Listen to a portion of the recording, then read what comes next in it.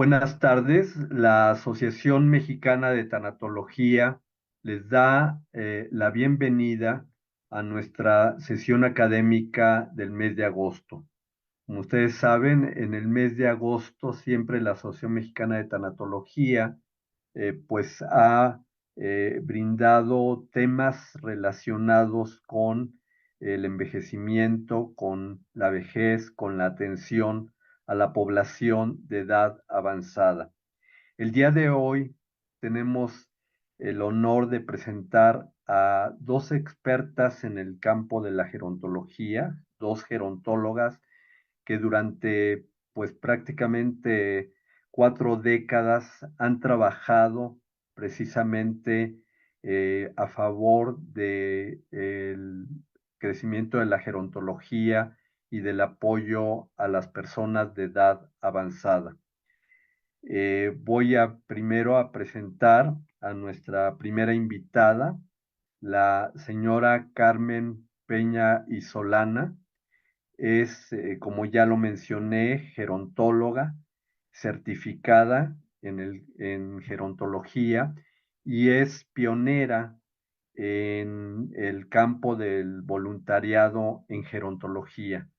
La señora Peña y Solana fundó el primer voluntariado en el Instituto Nacional de la Senectud en el año de 1982. La señora Carmen Peña ha participado durante varios años precisamente impartiendo cursos, impartiendo pláticas, impartiendo conferencias en diferentes lugares, precisamente enfocándose al crecimiento del voluntariado para participar en la atención de las personas de edad avanzada, tanto enfermos como sus familiares. En muchísimas ocasiones tuvimos la oportunidad de participar con ella dentro de sus cursos y aprendimos muchísimo de ella. Pero además es una queridísima amiga y por eso el día de hoy pues estamos muy contentos de que esté con nosotros. Quiero destacar también que la señora Carmen Peña también participó en la Asociación Mexicana de Tanatología e inició también cuando se fundó la asociación, también estuvo también participando como una de las fundadoras de la Asociación Mexicana de Tanatología. Le damos la bienvenida a Carmelita como la conocemos y la queremos. Bienvenida, Carmelita. Adelante. Buenas tardes. Y permítanme decirles que el cuerpo humano es un conjunto de órganos, funciones, tejidos, huesos, músculos que están envueltos en una capa de epidermis. Este cuerpo humano, con todas sus funciones, con el curso de los años, va teniendo una relativa pues desgaste. Le llamamos a esto desgaste mecánico, que con el tiempo llega a producir ciertas pérdidas en las funciones naturales de este organismo. Eh, Tendríamos que comenzar por decir que se pierde primero partes del cuerpo como el cabello, el color de la piel, la textura, las dificultades en la marcha, habilidades, destrezas, en fin, una serie de componentes físicos que se van deteriorando con el paso del tiempo. Sin embargo, esto no es una pérdida total, porque hay varias cosas que nos ayudan para paliar estas pérdidas. Digamos, en lo que se refiere al pelo, si hay calvicie, existen los implantes, las pelucas, los bisoñés. En el caso de las canas, pues hay el recurso de muchísimos colores de los tintes de muchas marcas. En lo que se refiere a la textura de la piel, pues existe el colágeno, el ácido hialurónico, el Botox, la cirugía cosmética, que quita donde sobra, pone donde falta.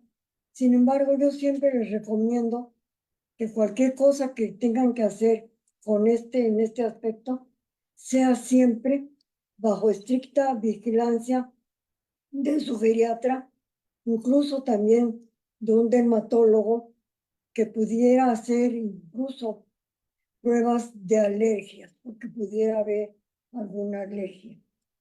En lo que se refiere a la marcha, también hay muchos auxiliares. Están los bastones, están las andaderas y en el último de los casos estarían también las sillas de ruedas. Estas sillas de ruedas solo deben usarse en casos muy especiales y por el menor tiempo posible. Seguiríamos con otra gran pérdida, que es la de la línea recta de nuestra columna vertebral. Esta línea recta se va viendo afectada con el paso de los años por la cifosis dorsal, que nos hace inclinarnos hacia adelante, y esto, junto con el aplastamiento de las vértebras, puede ocasionar que perdamos muchos centímetros de estatura. Yo ya he perdido 12 centímetros. Seguiríamos con la pérdida tremenda que sería la de la memoria. Esta pérdida de memoria no debe confundirse con los estados confusionales. Los estados confusionales son ocasionales y siempre tienen una justificación y son totalmente reversibles. Para llegar a un diagnóstico de una pérdida de memoria, habrá que someterse a muchísimas pruebas de laboratorio y de gabinete, y solo entonces se determinará si hay o no una pérdida de memoria o es un estado confusional. Seguiríamos con la pérdida de los afectos. Ciertamente, los afectos son como una plantita que sembramos desde que nacemos y hay que cultivarla, hay que regarla, hay que cuidarla todos los días para que podamos llegar a una vejez conservando los afectos de amigos, sobre todo de los familiares y de la persona con la que nos rodeamos. Creo yo que la mayor de todas las pérdidas es la del tiempo, nuestro tiempo, que es nuestra vida y que perdemos muy lamentablemente, rumiando viejos rencores, rumiando viejos recuerdos que no nos llevan a nada. Esto debe de eliminarse. Esta parte de nuestra vida debemos conservarla para mejores asuntos, para mayores opciones. Esta pérdida de nuestro tiempo es pérdida de la vida que se va y no regresa. Debíamos decir que a estas alturas de la vida no queremos que ya nadie nos ponga otra vez en la encrucijada para ampliarla de un modo diferente. No queremos decirle a nadie que nos devuelva la juventud. Por aquí más o menos están las pérdidas, pero existen las grandes ganancias. Grandes ganancias es haber llegado a esta edad tan avanzada, con ayuda o no de fármacos, de marcapasos, de múltiples o pocas cirugías, gente que llega a edad avanzada con inclusive trasplantes. Aquí nuestro agradecimiento a todos aquellos pioneros que descubrieron la penicilina, los antibióticos, Cristian Banal, que hizo el primer trasplante de corazón, etcétera, etcétera. Sin la ayuda de ellos, no podíamos haber llegado a esta vejez. Sí, somos supervivientes de enfermedades como el sarampión, la tosferina, la difteria, porque en aquellos tiempos no había estas vacunas. Ahora somos privilegiados de que hayamos sido escogido este grupo etario para ser el primero en que recibiéramos la vacuna contra el COVID-19. En aquellos tiempos de mi infancia se nos curaba con cataplasmas, con ventosas, con chiqueadores, con tecitos. Ahora, gracias a Dios, tenemos toda esa gama de productos farmacéuticos y sobre todo la gran ganancia de que tanta gente querida, tanto médico, haya escogido la especialidad en gerontología. Ellos nos cuidan, nos protegen, nos ayudan, nos aguantan. Incluso deben ser muy cariñosos y muy pacientes porque muchas veces mezclamos con los malestares físicos nuestros malestares emocionales y ellos nos comprenden y nos apapachan. Ganancias grandísimas es la de estar vivas a esta edad. Otra de las ganancias sería la ganancia económica. Quizá llegamos a esta edad avanzada con un pequeño patrimonio que se hizo a base de un trabajo honesto y constante de toda una vida. Fue un trabajo del que nos debemos sentir orgullosos porque no pisamos cabezas, no empleamos a personas como trampolines para lanzarnos a conseguir cosas, no fuimos trepadores. Si tenemos una pensión chica o mediana del IMSS o del ISSSTE, junto con la pensión del bienestar, pues ya nos alcanza para cubrir y sobrevivir. Otra de las grandes ganancias es la de nuestras amistades, la de nuestros amigos, la de esos seres queridos con los que podemos pasar un buen rato, una tarde, frente a una tacita de café o una copita de vino, platicando de todo y de nada, de sus cosas, de mis cosas, y que queremos arreglar el mundo, aunque sabemos muy bien que no lo vamos a conseguir. Gran ganancia es haber adquirido en nuestros tiempos remotos, cuando éramos gambusinos de horizontes, un cofre en el que hemos ido guardando experiencias, emociones, dolores, pérdidas, halagos, emociones, tantas cosas, inclusive nuestros secretos. Somos ganadores, aquellos ancianos que todavía podemos contemplar un atardecer y pedirle sus colores para escribir el epílogo de nuestras vidas con letras anaranjadas. Gran ganancia es poder mirar un arco iris cuando ha escampado la llovizna, o mirar a la luna y pedirle permiso para encender nuestro siguiente amanecer. Y a Dios la fuerza para que podamos emprender la vida cada nuevo día. Tenemos desde luego la gran ganancia de tener a muchos seres queridos que nos saludan por la mañana con un buenos días que va acompañado de una sonrisa o de un beso. Tenemos el gran privilegio de poder tener tantos recuerdos, tantas cosas, tantas emociones, y desde luego el haber localizado a personas de nuestro tiempo o anteriores o quizá posteriores, que son los grandes ganadores. Aquí, por mencionar algunos, diríamos de Consuelito Velázquez, que sigue disfrutando de la gran satisfacción de que su canción haya dado vuelta al mundo y haya sido interpretada en muchísimos idiomas por muchísimos intérpretes.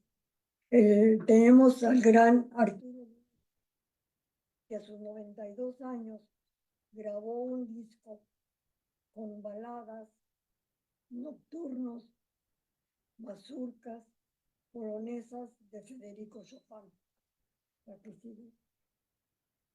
Tenemos al gran Pablo Picasso, que ya en una avanzada edad, y nos guste o no nos guste, comprendamos o no comprendamos su obra, siguió aferrado a un pincel.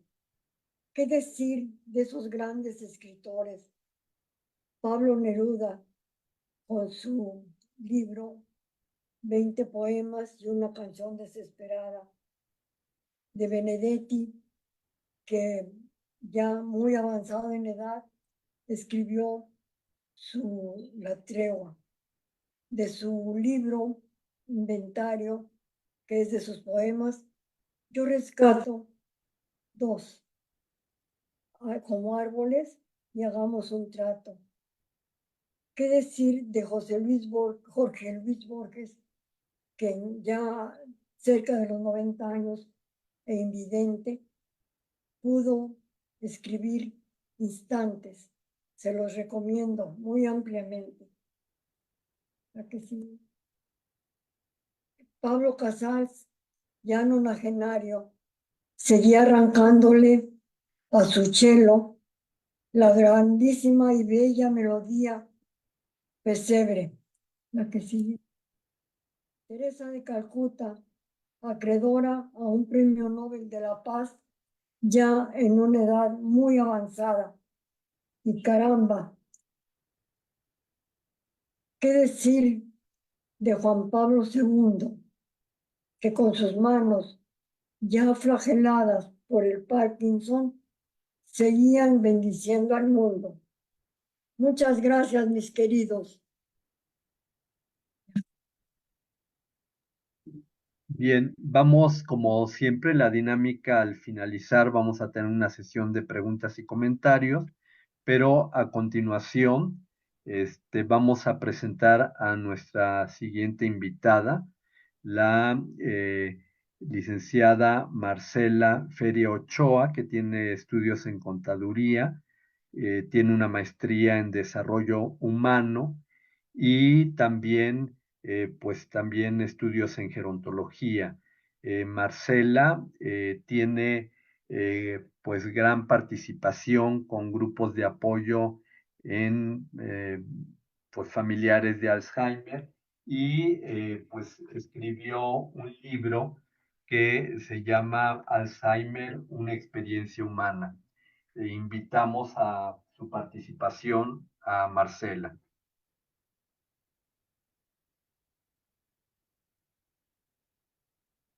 Quiero destacar que Marcela también participó en varios años en la Asociación Mexicana de Tanatología. Buenas noches. Muchísimas gracias a la AMTAC, al doctor Felipe Martínez Arronte y a su equipo por haberme extendido esta invitación y para compartirles cómo es que he vivido o cómo estoy viviendo también mi proceso de envejecimiento, así como lo que he logrado, pues no sé, acumular de experiencias vitales en todos estos años. Nunca me imaginé que llegaría a la edad que hasta ahorita es de 81 años, ¿sí? Pero haciendo un recorrido por mi vida, sé que ahora es una responsabilidad mayor el el tenerme como más cuidados para la alimentación, para el desplazamiento, para, bueno, para las actividades de la vida diaria, porque hasta ahorita, Dios gracias, con mis 81 años sigo siendo una persona autosuficiente e independiente. Aquí haciendo pues, como un paréntesis, me da mucho gusto coincidir en esta sesión con Carmelita Junco, porque a Carmelita Junco le debo mucho de mis inicios y haciendo mis pininos para estar con personas ancianas y para introducirme en el mundo del Alzheimer. Entonces, Carmelita, mil gracias y qué rico estar compartiendo contigo por ahora esto.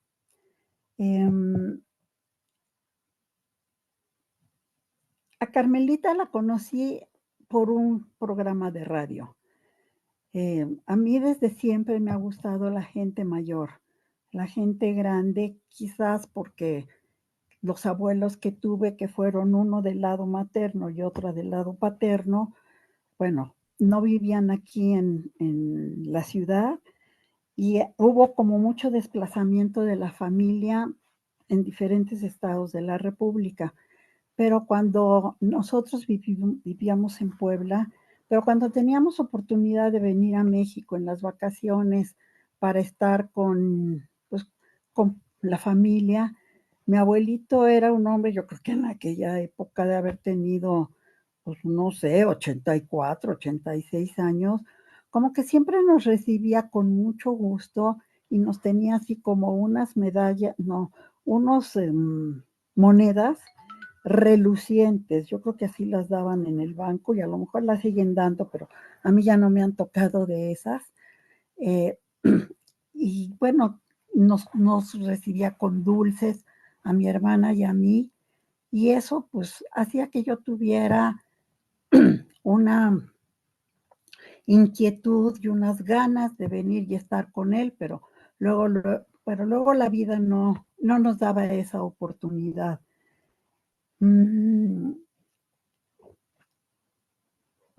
Carmelita,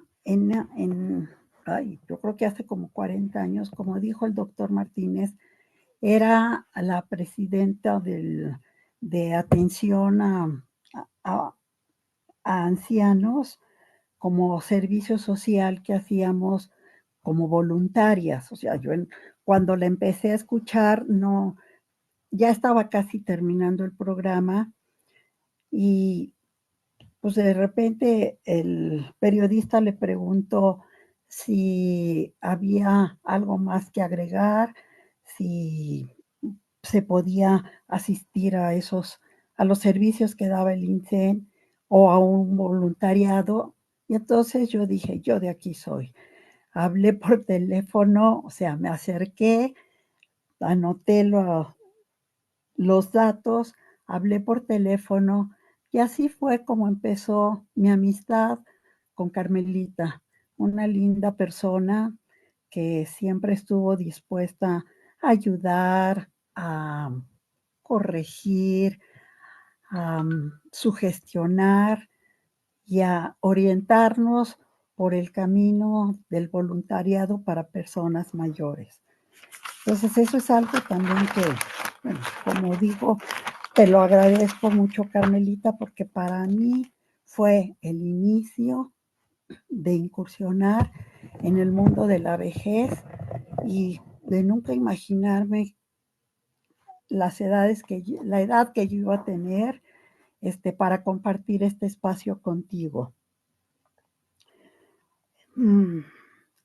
A ver, en mi vida personal recuerdo que tuve oportunidad de estar y de ver a dos mamás de amigas.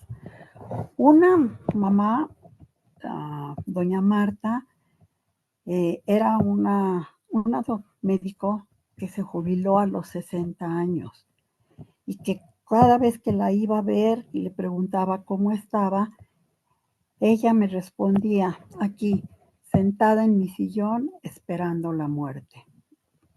En aquella época de mi vida, pues para mí la muerte era lejana y como que me asombraba que me dijera esas respuestas, pero era cada vez que la veía, esa era su respuesta. Y la señora murió a los 94 años. O sea que tuvo todavía un lapso de treinta y tantos años como para haber tenido como un pensamiento diferente. Y eso a mí me sorprendió, pero bueno, pues eran formas de ser. Y también recuerdo a la mamá de otra amiga, que era una señora que se había separado, pero que siempre estaba despotricando contra los hombres, contra la vida, contra los hijos, o sea, no estaba de acuerdo con nada. Y entonces estas dos personas, me acuerdo que me impactaron y como que si en aquella vez visualicé algo de cómo sería yo de vieja, de grande, pues como que por supuesto yo decía, como esta señora, yo no quiero ser. Entonces, pues estos fueron mis conocimientos iniciales acerca de la vejez y de los diferentes puntos de vista pues de las personas con las que trataba.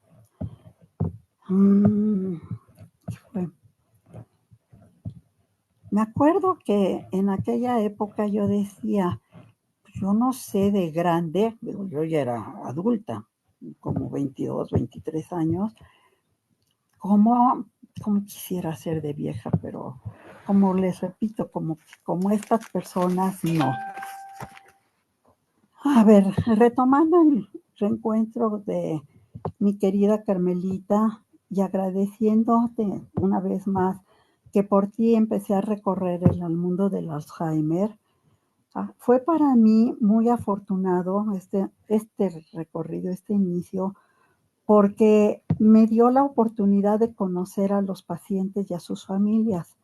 Y esto me indujo a investigar, a documentarme, con lecturas, asistir a presentaciones de expositores que había tanto nacionales como extranjeros y adentrarme en lo que era la enfermedad de Alzheimer.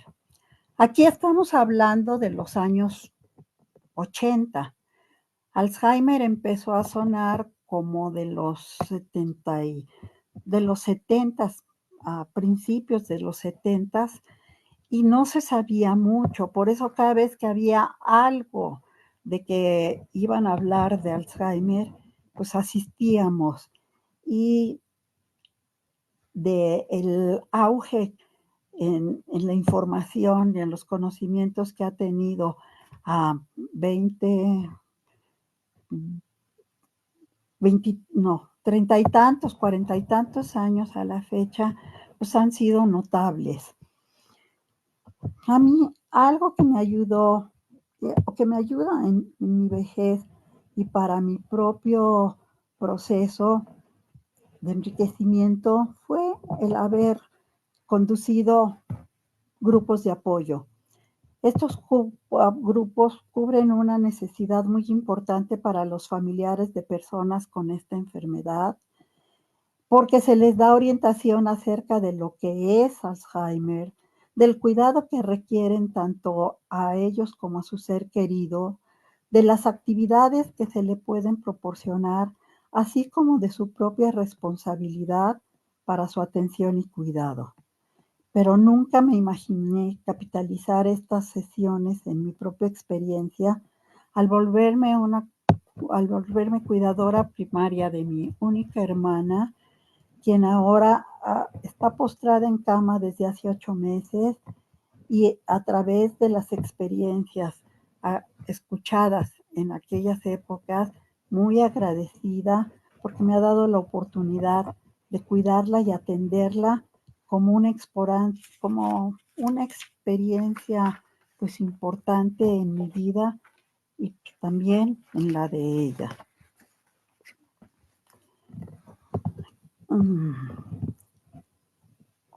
Por ahora, desde mi experiencia personal, me ha sido muy importante la presencia de amigos. Carmelita ya lo comentaba, ¿no? El rodearse, no el rodearse, sino el poder hacer huesos viejos con amigos es sumamente gratificante, pero también en esta etapa de la vida son imprescindibles, porque tenemos la oportunidad de escucharnos los unos a los otros y de ser escuchadas y algunas veces ubicada en la realidad con situaciones imprevisibles. Creo que otro aspecto que a mí me ha ayudado para mi vida y para seguir caminando, eh, es que estoy abierta a lo que la vida me presente, con aceptación de lo que la vida es y no de lo que quisiera que fuera. O sea, me pasa algo, esta situación tiene remedio, va, adelante. No la tiene, bueno, pues aceptarla de alguna manera, porque la realidad no duele, ¿no? Sino que somos nosotros las que nos herimos a través de la no aceptación de lo que quisiéramos que fuera, de lo que quisiéramos que pasara, de lo que quisiéramos que la gente fuera así o asá. Pero la realidad es como es y o la aceptamos o le agregamos un sufrimiento innecesario hacia lo que no depende de nosotros cambiar.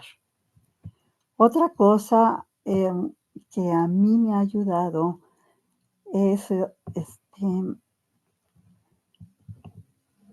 como ir recorriendo caminos de tratar con diferentes tipos de personas, de las cuales, pues, como repito, han sido aprendizajes muy importantes, de tener una óptica diferente de vida a estas edades, de que sí, la vida no es como quisiéramos que fuera, pero es.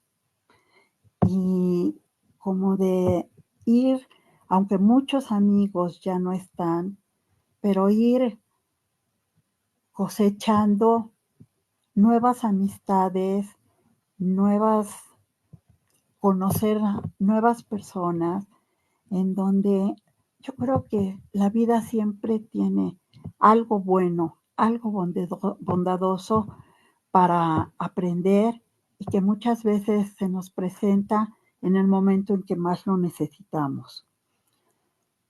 Por ahora, agradezco todo el aprendizaje recibido y del cual he podido compartir, así como compartir con ustedes este breve recorrido de vida de mis últimos 40 años, y que puedo decirles que dado el nombre de esta sesión, veo que mi vejez ha sido de ganancias, porque considero que llegar a ser y estar viejo, tanto por etapa de vida como por experiencias, es un privilegio que la vida me ha otorgado.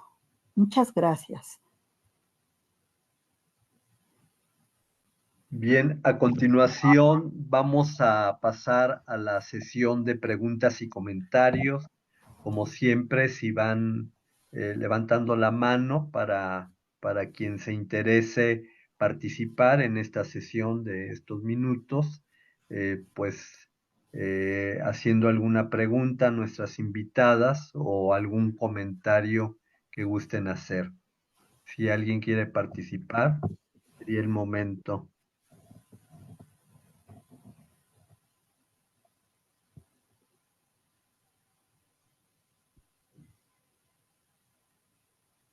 Por ahí levantó la mano doctor Bertis.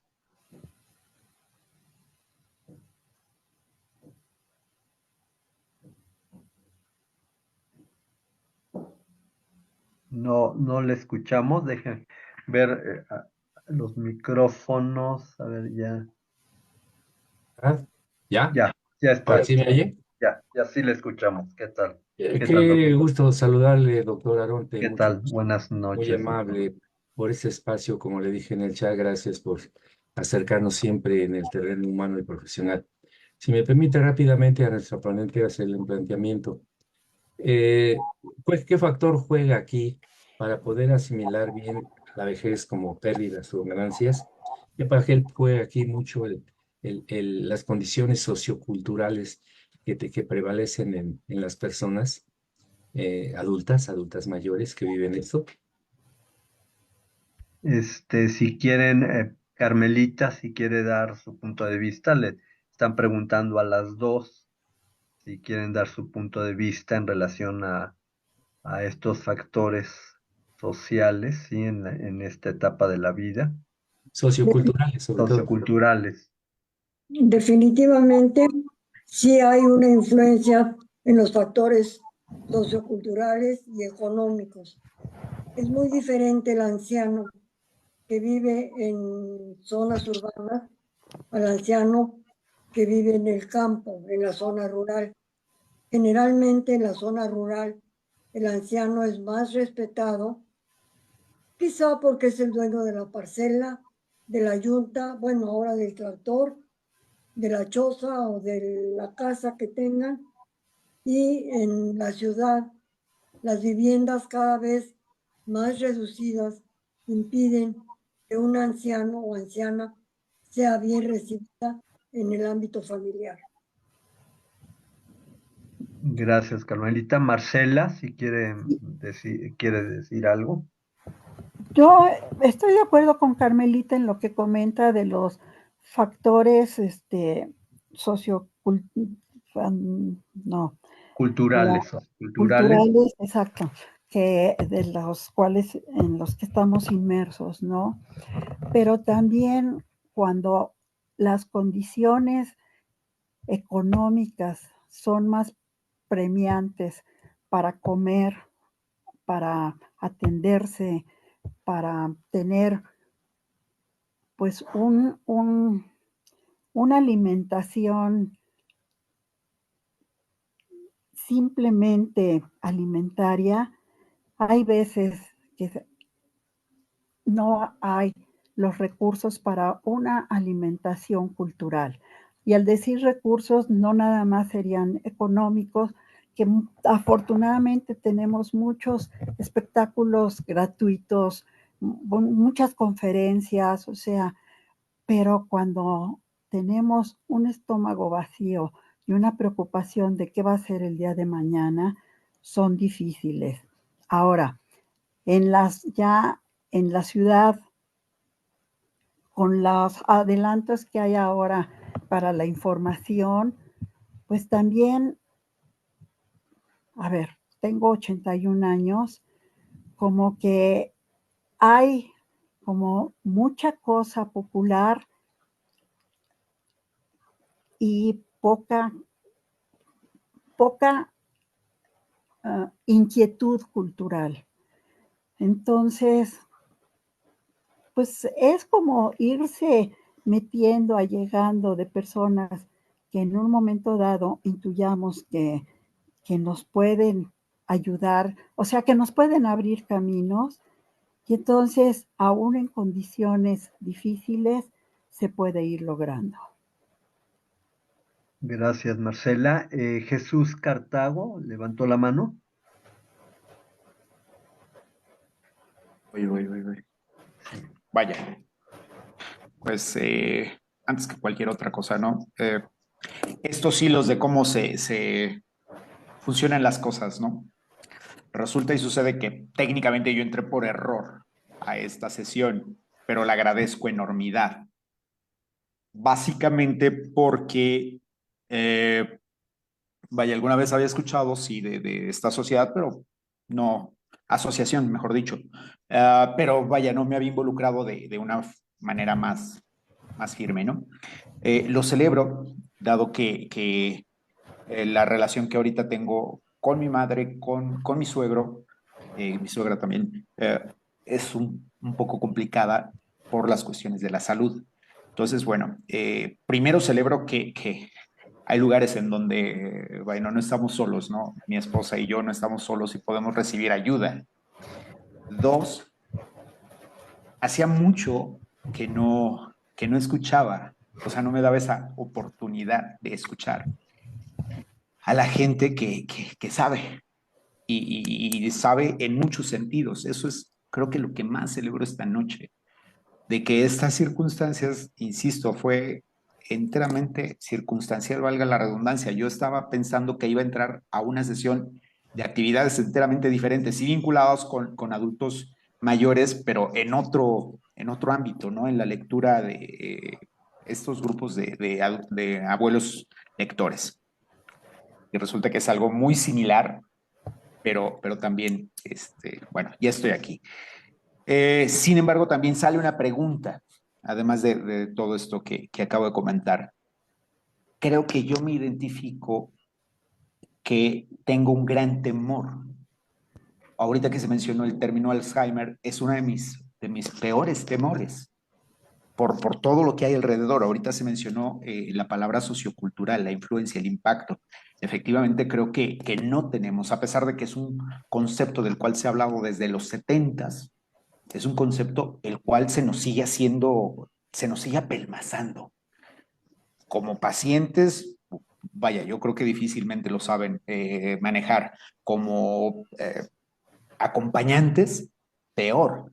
Entonces, bueno, insisto, celebro que hay una asociación que ayude en estos temas. Y volviendo a la pregunta es, ¿qué me sugieren yo para que me cuide, ¿sale? ¿Hay algún tipo de, no sé, medicamento, quizás el omega, el 6 el 3 el 9 para evitar este deterioro cerebral? ¿O hay algo al respecto? Mira, Jesús eres. ¿Te Claro, llamas sí. Jesús? Jesús, sí, Sí. Jesús. Desgraciadamente, para evitar no hay nada. Es un daño orgánico en donde, así como prevenirlo como si fuera una gripe o algo, no. Hay maneras de autocuidarse, hay maneras de que nosotros estimulemos nuestro intelecto, o ahora últimamente la relación que hay en una buena alimentación y no en comidas chatarras. O sea, hay factores que pueden ayudar, pero no para evitar, sino para tener una calidad de vida mejor. Y entonces, o sea, te oigo como preocupado, muy preocupado y muy angustiado, como por si me vaya a dar. ¿Qué puedo hacer? Ojalá, bueno, no ojalá y no te dé, por supuesto, pero no depende tanto de nosotros. También hay un factor genético que influye, pero es como estar más en lo que está pasando ahora y no en lo que me puede pasar. Creo que estar muy presente en nuestras circunstancias de vidas diarias es lo que podemos aislar un poco más este tipo de pensamientos y de preocupaciones que, que no depende de nosotros. Pero no sé si el doctor Martínez quisiera agregar algo. Y sí, Marcela, gracias. Sí, yo creo que hoy sí, pues hay trabajos y hay estudios y hay propuestas, muchas encaminadas a nuestros hábitos y estilos de vida. Creo que es una parte importante que, bueno, sí en los últimos años se viene hablando mucho de estos hábitos y hay por ahí trabajos de expertos, inclusive en esta enfermedad, que hablan que hay que cuidar nuestro corazón, ¿sí? Hay que cuidar nuestro corazón y hay que cuidar, porque finalmente pues iban muy conectados con el resto de nuestros órganos. Y entonces aquí lo importante, si queremos hablar de acciones que pudiéramos llevar a cabo para mejorar nuestra salud y por qué no también pues prevenir cierto tipo de enfermedades, pues es de alguna manera cuidar nuestra alimentación, cuidar, realizar actividades. Hoy el ejercicio y la alimentación pues son los pilares realmente de nuestra salud y tienen mucho que ver realmente también con estas enfermedades. Entonces yo lo que sugeriría a Jesús pues es enfocarse realmente a esto, a su alimentación y a su hacer ejercicio.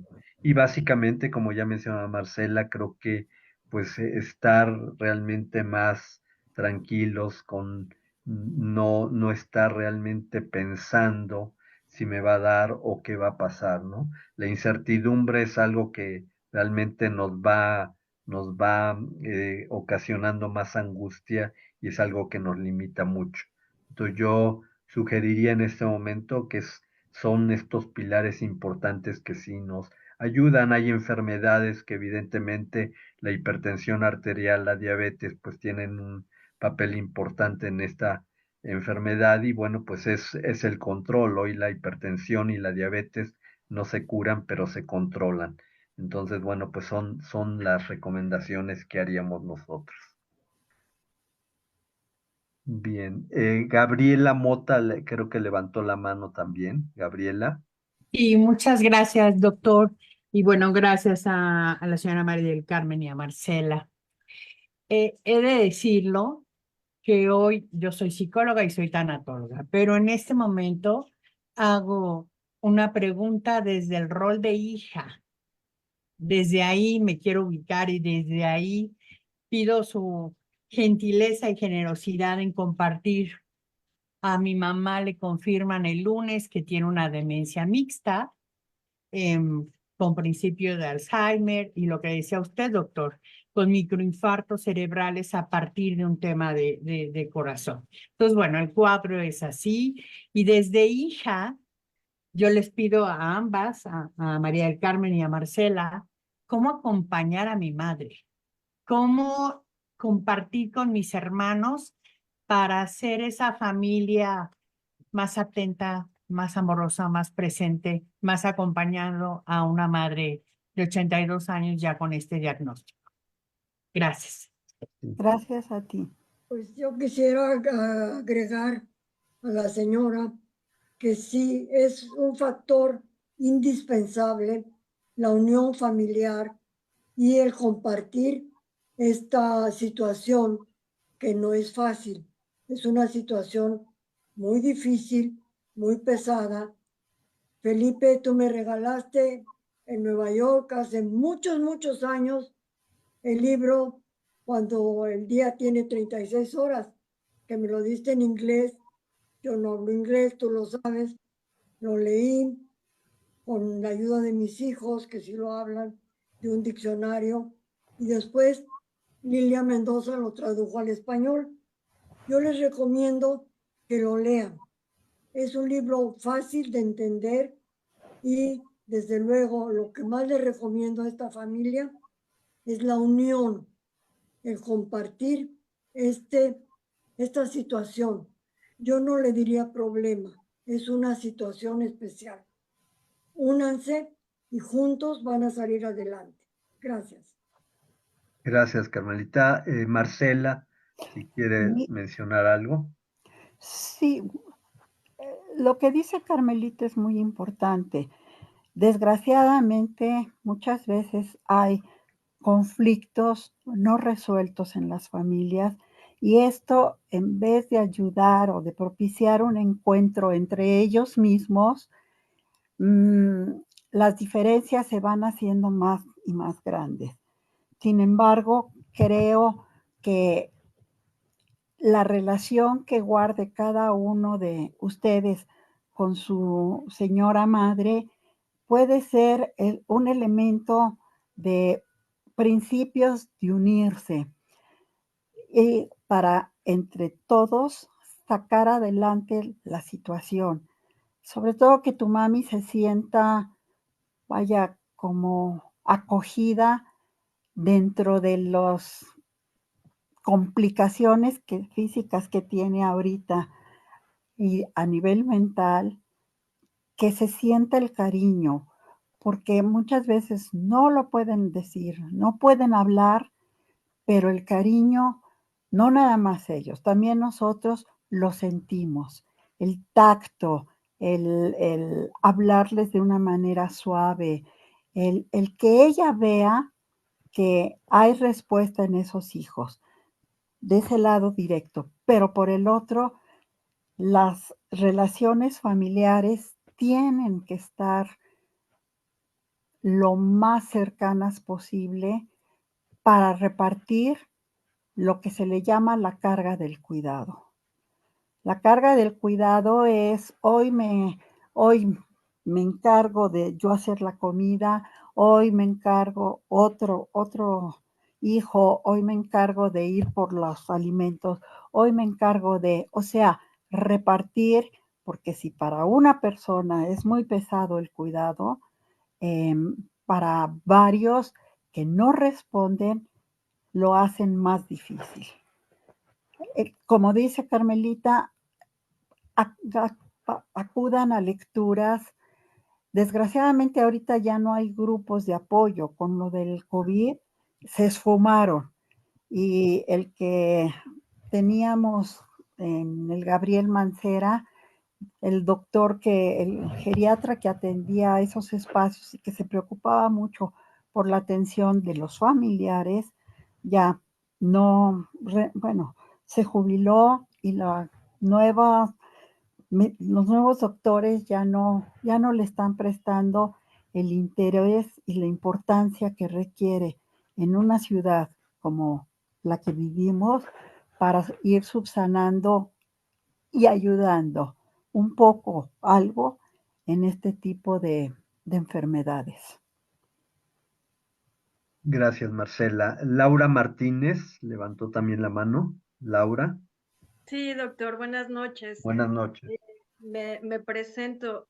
Yo pertenezco a una asociación civil que se llama Alcance y Gracias Sin Fronteras, donde ofrecemos acompañamientos tanatológicos. Quiero felicitar a las expositoras y nuestra pregunta es la siguiente. En esta etapa de su vida, donde ya vimos que hay pérdidas, pero que también puede haber ganancias extraordinarias, en esta etapa el sentido de espiritualidad y el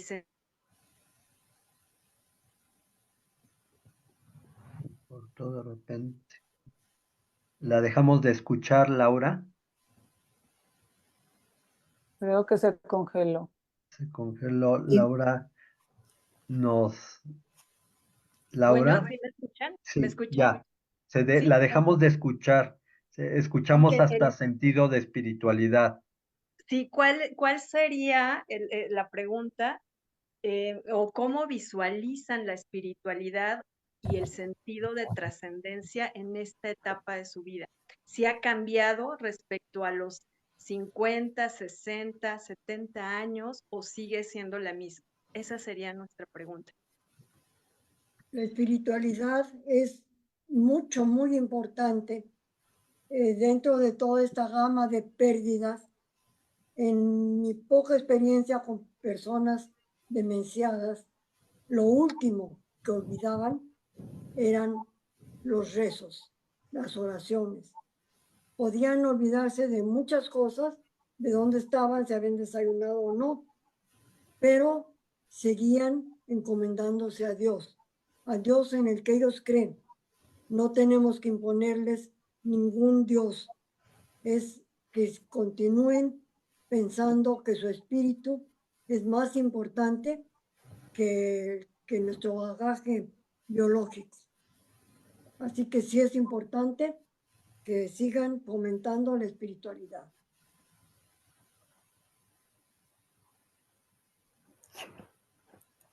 Yo, Laura, te diría que a medida que van transcurriendo los años, y te lo digo por mi propia experiencia, sí va reavivándose más este sentido de espiritualidad.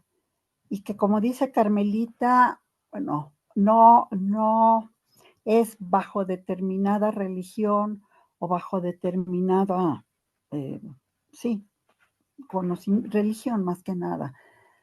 Pero también la espiritualidad está presente en nuestra vida diaria con nuestro trato hacia los demás, con nuestra manera de ver por ellos, con el trato, con una vida de respeto hacia lo que me rodea.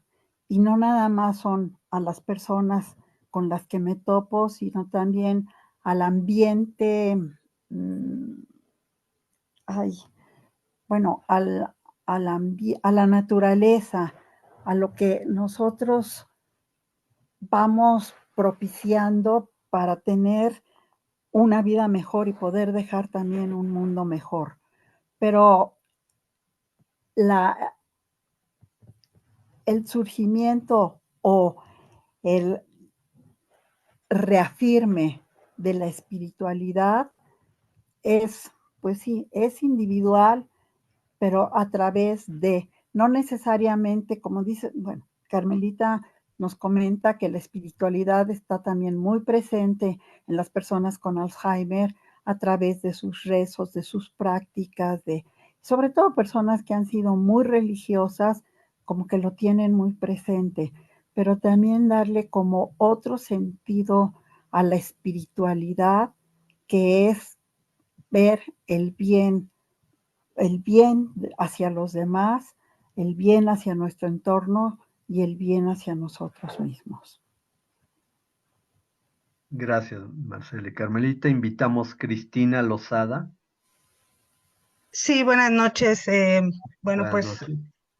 yo también soy exalumna del diplomado de tanatología de la AMTAC, pero a mí algo que me ha sorprendido y sobre lo que, bueno, he leído recientemente sobre el edadismo o ancianismo, o sea, aquella discriminación que se ha venido presentando hacia las personas adultas mayores.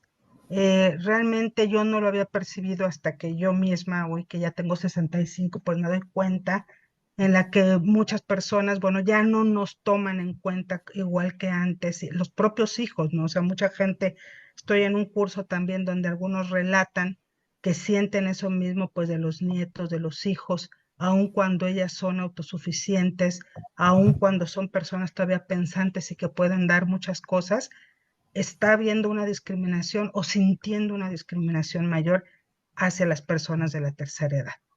En este caso, bueno, yo busqué si había legislación. No hay mucho más que los apoyos de los programas de bienestar. No encontré realmente mucho. Sí hay una organización dentro del gobierno que aparentemente, bueno, pues hace y da cursos sobre gerontología, van algunos geriatras, dan algunas pláticas, pero de ahí no pasa. No hay leyes que protejan más, no hay de alguna forma más organismos, y yo quisiera saber desde su punto de vista qué es lo que necesitamos hacer.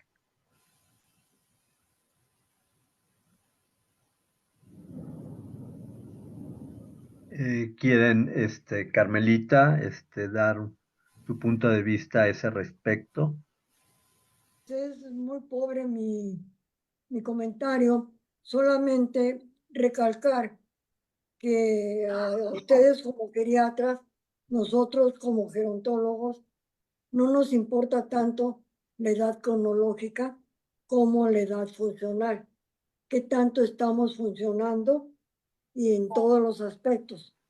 En cuanto a la situación del gobierno, Pues yo tengo entendido que haya un instituto de geriatría. No sé, no estoy segura si funciona o no funciona, pero sí lo importante es no apegarnos a la edad cronológica para discriminar, apegarnos a la edad funcional. Marcela quiere comentar algo a ese respecto. Pues mira, la discriminación o la falta de respeto que hay para los adultos mayores en la actualidad, o sea, no te puedo decir algo porque en lo personal, a mí en la calle me tratan bien, en el metro inmediatamente me dan el asiento, o sea, vaya, pero a algunas instituciones que había para apoyos y educación para las familias, para los adultos mayores, han desaparecido. Y entonces ahorita yo creo que quizás nosotros como sociedad civil empezar a juntarnos para los que tienen este tipo de inquietudes, para que haya una voz que pueda a nivel grupal hablar por seguir respetando estos derechos y porque crear, no sé, centros de estancia cultural, educacional, educativa para estas edades. O sea, sigue estando lo que empezó el INSEN, o sea, los centros de día. ¿Cómo se llaman, Felipe? INAPAM. Sí, es Linapan, los Exacto. centros de día, exactamente, sí. Exacto. Los clubes de la tercera edad.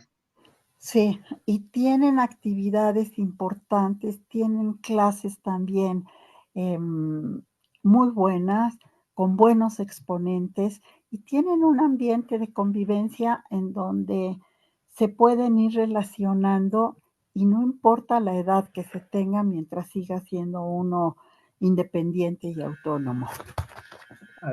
Gracias, Marcela. Aquí valdría la pena señalar que la situación del edadismo es una situación que se viene mencionando desde hace más de medio siglo.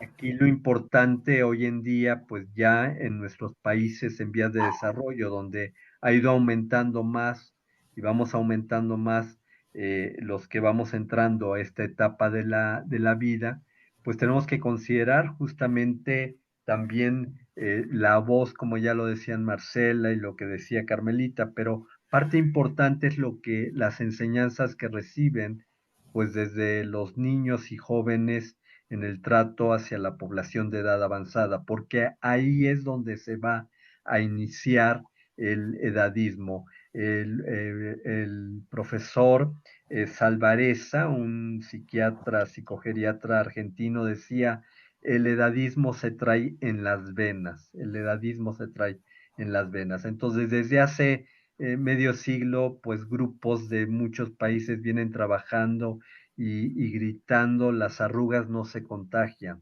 Desde hace más de medio siglo se viene trabajando precisamente para que no se rechace a las personas de edad avanzada. Hoy que ya en nuestros países pues está aumentando esta población, se tiene que ver exactamente qué se les está enseñando a los niños acerca del trato de las personas de edad avanzada, ¿sí? Concepción Romero. Concepción Gracias, Romero doctor. levantó la mano, Sí, adelante. aquí estoy. Buenas noches. Buenas noches. La enfermedad de Alzheimer va en aumento. Sabemos que cada día hay muchas más personas diagnosticadas y también hay mucha ignorancia sobre los síntomas y las etapas. Tengo 11 años como cuidadora de mi esposo desde el día del diagnóstico. 4 años como cofundadora de un grupo de apoyo que se llama Somos Ancla. pero esto no es suficiente porque el trabajo de un cuidador requiere entrenamiento. Entonces, mi pregunta, ¿cómo podemos acercar a los cuidadores a aprender cómo tratar a nuestros seres queridos? Sobre todo porque las etapas son diferentes. Y quisieran decir algo, Carmelita, Marcela. Mira, Pues yo yo, diría que los cuidadores, yo no les llamo cuidadores, el término se me hace muy pobre. Yo les llamo asistentes gerontológicos porque abarca un poco más y los viste un poco más también.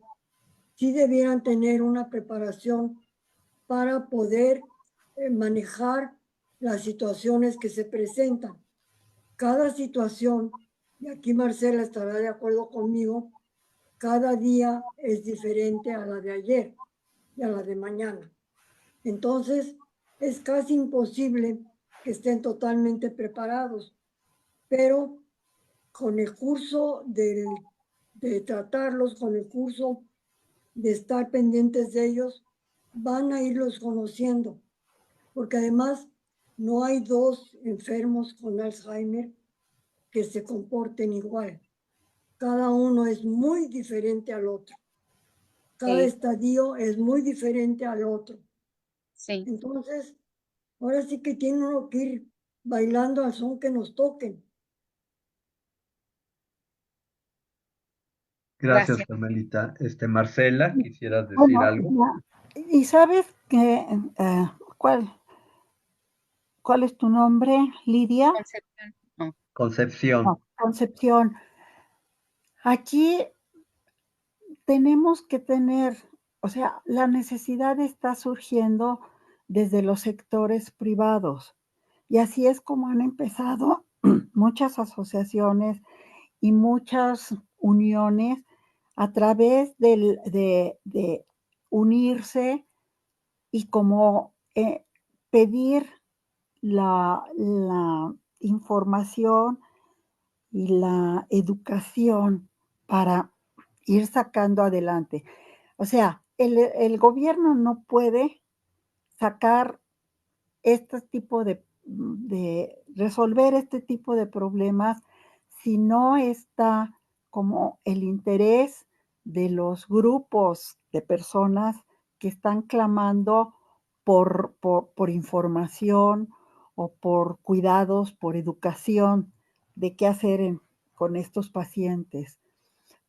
Pero desgraciadamente sí se necesita como las voces alzantes para ir, ahora sí que agregando a personas para que entonces empiecen a tener cierta fuerza y se empiece a mirar en la necesidad de la que están pidiendo.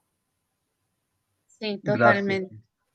Sí, Concepción, porque uno puede echar la mano, pero se necesita un echar la mano más general, a más personas. Y eso pues nada más a través de las asociaciones que se hagan, no a nivel gubernamental, sino de esta desesperación de los familiares para tener otro tipo de educación para que el gobierno pueda escuchar. Es lo que te puedo decir. Pero tiene Gracias. que haber fuerza en las peticiones y al decir fuerza es más personas que están pidiendo este tipo de enseñanzas. Gabriela Palomino. Gracias. Hola, muchas gracias por abrir este espacio. Antes que nada, yo soy exalumna también de AMTAC, acabé mi primer módulo. Felipe. Sí, no la escuchamos, Gabriela. Hola, hola. Gabriela. Gabriela. ¿Sí me escuchó? Ya, a ver. Ya la escuchamos, Gabriela. me saco.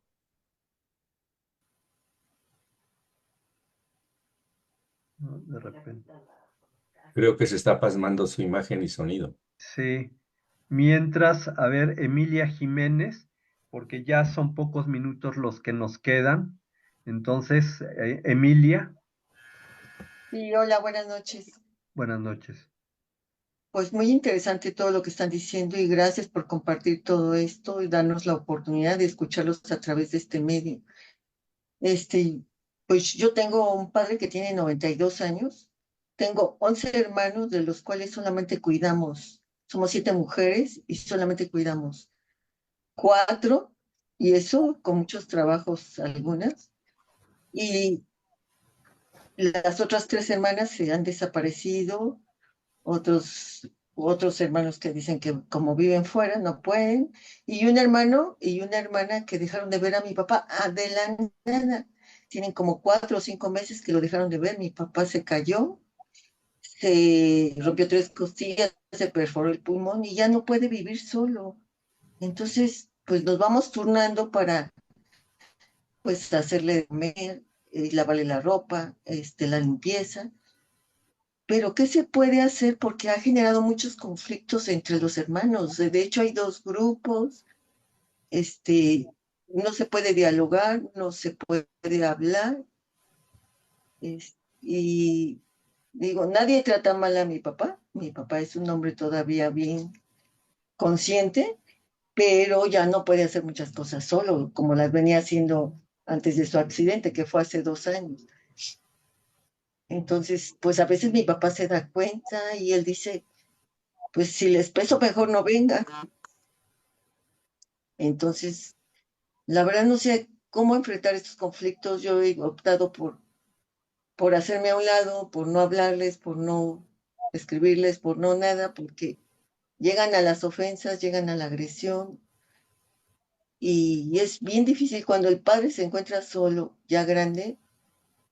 Nadie, bueno, algunos responden y otros les pesa y lo dejan de ver. Y yo pienso que es una agresión el dejar de verlo sin ninguna explicación, ni una llamada, nada. Y pues yo veo a mi papá pues que sí lo siente, se da cuenta y le deprime a veces. Mi consejo sería que en lugar de que todos los hermanos se turnen para cuidarlo y estén fallando, lo institucionalicen. Hay lugares donde están muy bien atendidos, el costo es muy accesible, tienen terapia ocupacional, tienen terapia recreativa, tienen incluso terapia física, la alimentación está programada para personas de la tercera edad, con hiposódica o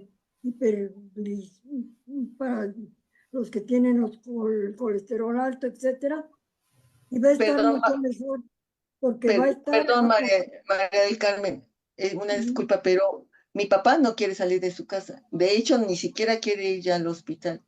Mi papá quiere estar en su casa. Él dice, a mí no me saquen de mi casa más que con los pies hacia afuera. Lo Dice, pueden comenzar no me vayan. llevándolo a residencia de día. O sea, no se va a No mudar. no quiere salir de su casa. Si acaso le hemos sacado con muchos trabajos y así, pero con casi rogándole para que vaya, que le gustaba ir a la iglesia, pero muy cerquita de ahí de su casa. No quiere ir a ningún lado, no quiere salir, no quiere irse de su casa, no quiere ir a ningún lado. De hecho, nunca le gustó convivir con grupos, jamás le gustó. Él quiere estar metido en su casa y no quiere salirse de su casa. Entonces, a ver, Marcela, si Esa tienes parte. otra opción. Pues mira, Carmelita, desgraciadamente, esta es una cuestión como de generosidad y de empatía para ponerse en el lugar del otro. Y si los hermanos no tienen como ese acercamiento empático hacia su padre y el Señor no quiere salir de su casa, pues también son como situaciones en donde no ves la salida. No se ve la salida bueno, pues porque uno no quiere, los otros no quieren o quieren a su manera.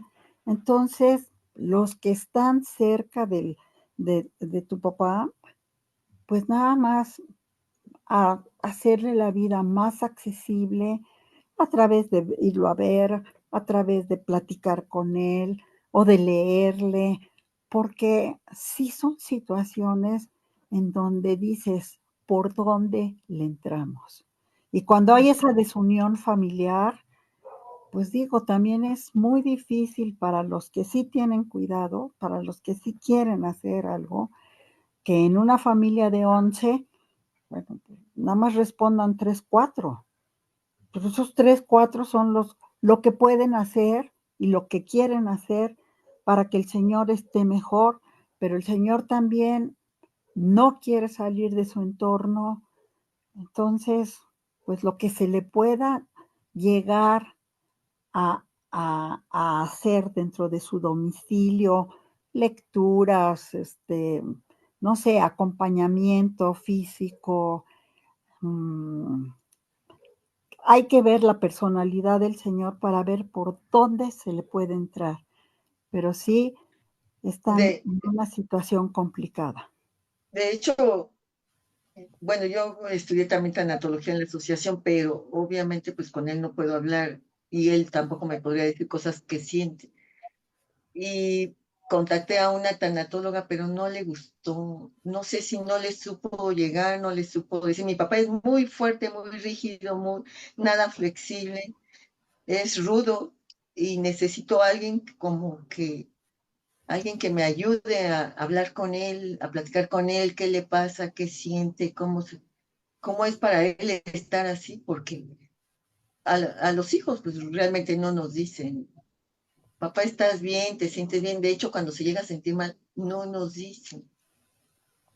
Con muchos trabajos le tomamos la presión, la oxigenación, y todos los signos vitales, pero no, casi no lo permiten.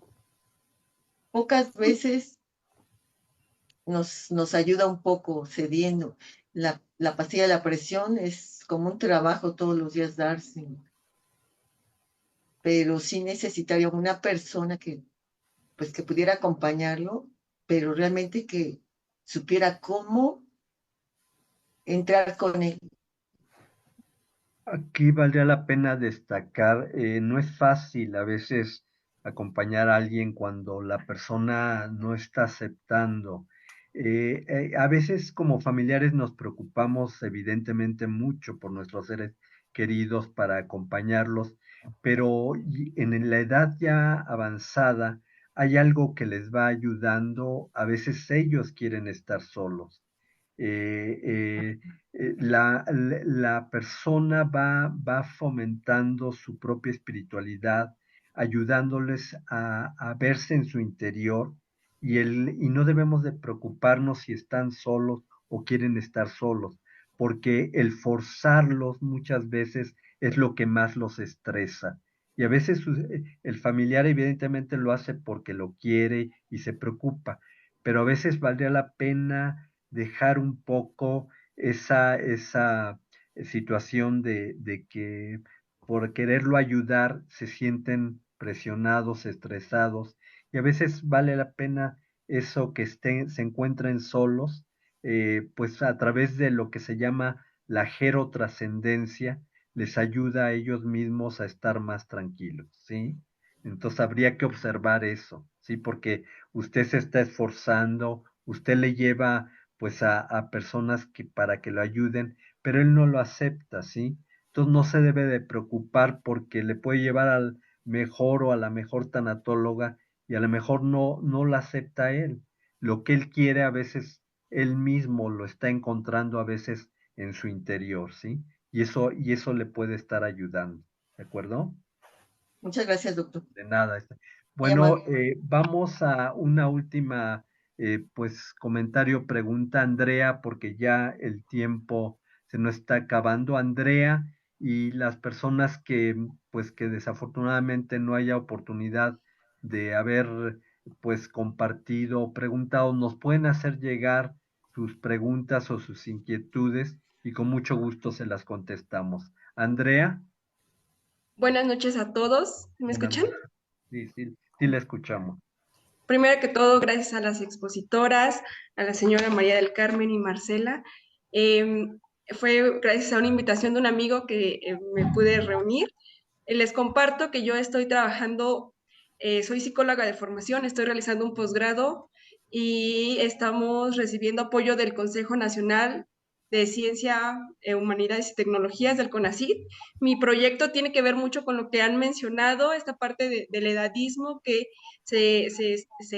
bueno, ya se ha venido trabajando, como bien mencionaba el doctor Felipe, desde el 69 con el autor Butler, que fue quien acuñó ese término.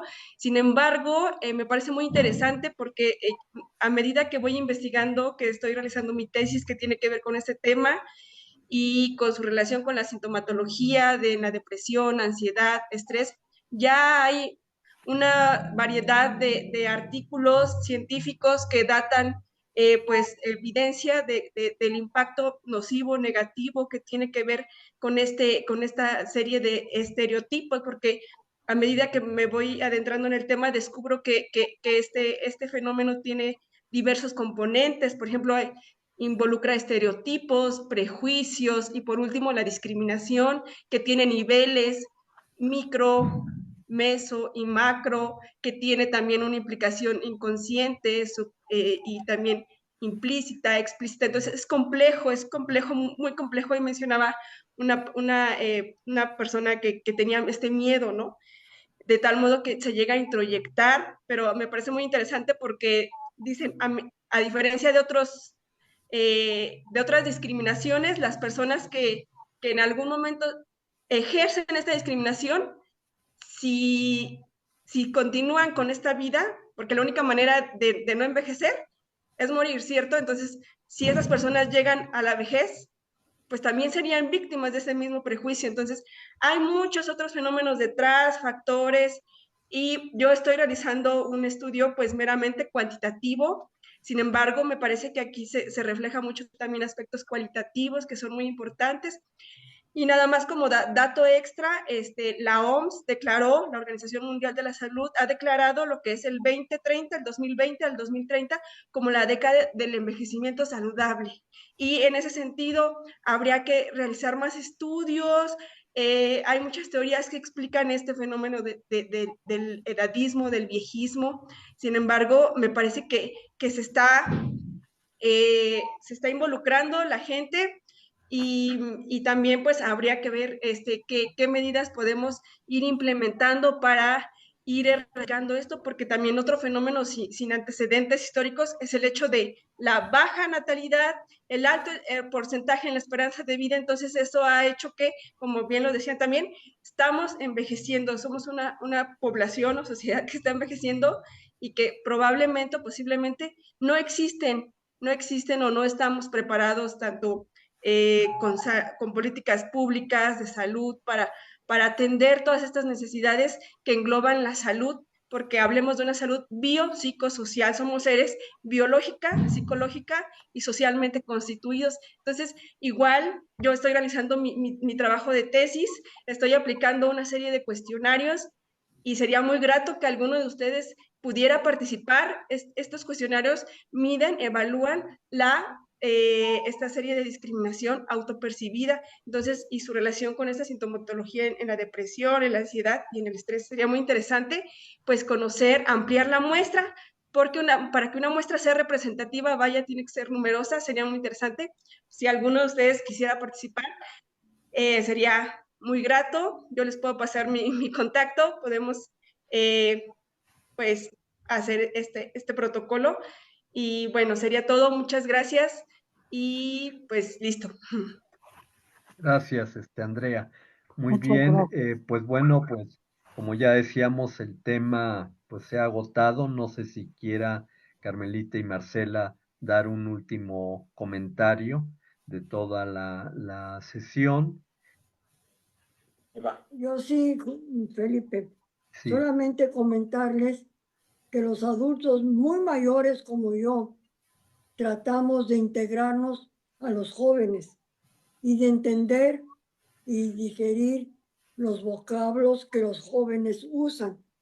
Para nosotros, no manches, era no derrames la leche sobre el mantel recién planchado y almidonado.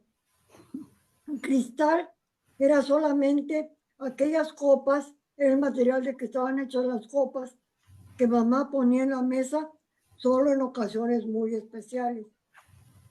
Hierba era lo que había que arrancar del pasto. Mota era algo para aplicar el talco. Nos unimos a los jóvenes y nos integramos a ellos. Dios los bendiga. Marcela, un gustazo verte, te quiero. Mil Feliz. gracias, yo también. Un abrazo con todo mi cariño para ti y para Mónica. gracias, Carmelita. Nos Marcela, no vemos. sé si quieras Gracias. decir algo. Pues mira, lo que yo comentaba, ¿no? La unión hace la fuerza. Ahorita que estaba hablando esta chica, ay, ¿cómo se llama? Bueno, Andrea, Andrea, de los estudios que está haciendo, de los protocolos que se requieren, eso es abrir caminos.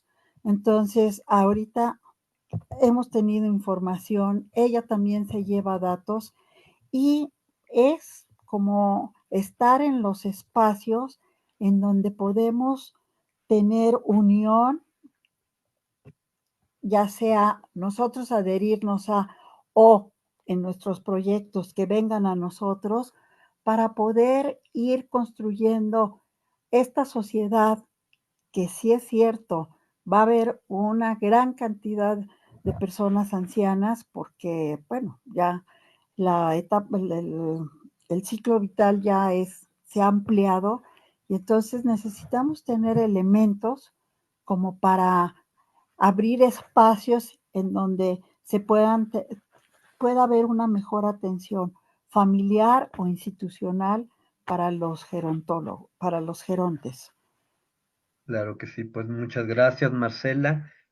Muchas gracias, Carmelita. El día de hoy, pues estuvieron con nosotros dos grandes, no de edad, sino grandes en sabiduría. La Asociación Mexicana de Tanatología reconoce la labor que han ido pues desarrollando a lo largo de todas estas décadas y pues nos sentimos muy contentos, muy orgullosos de haberlas tenido el día de hoy a las dos, Carmen, Carmelita y Marcela. Muchas gracias y a todos ustedes por el día de hoy habernos acompañado en nuestra sesión académica. Muchas gracias y les invitamos a nuestros próximos eventos, justamente en el curso del 31 de agosto. Hablaremos de la importancia de la tanatología en la gerontología, los vínculos que existen por parte de la tanatología con la gerontología y la geriatría.